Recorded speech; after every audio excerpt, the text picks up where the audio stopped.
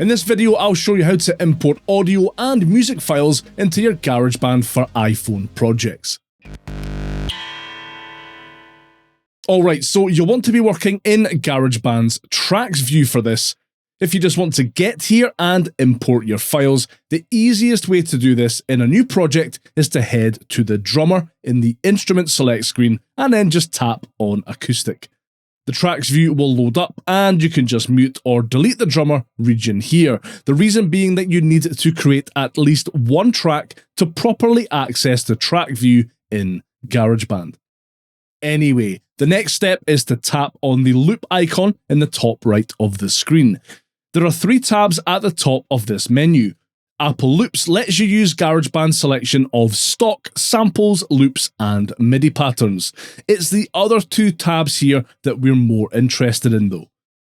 Tap on Files and you'll be able to view a list of any files you've imported to GarageBand previously.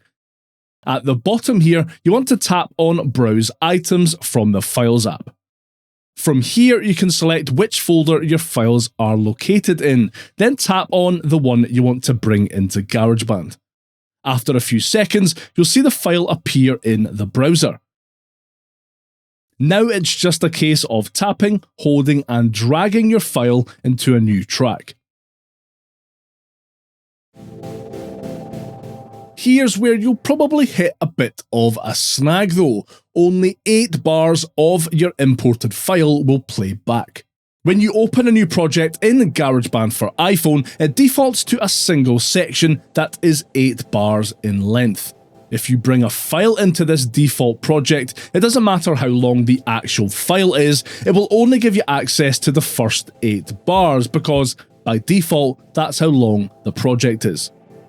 So before you bring your file in, tap on the small plus icon in the top right of GarageBand's Tracks area, then tap on Section A, and then tap on Automatic.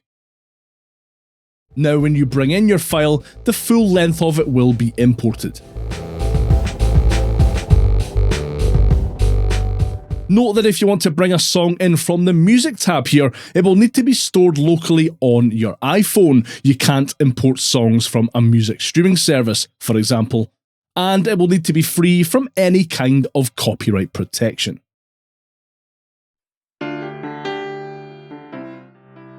Let me know your thoughts on importing audio samples and music files into GarageBand for iPhone down below, and give that like button a good hard slap on the way past if you found this video helpful. I really appreciate it and it helps more people see this. And if you want to find out how to use GarageBand's built-in sampler to play and record your imported files in new and interesting ways, watch this next.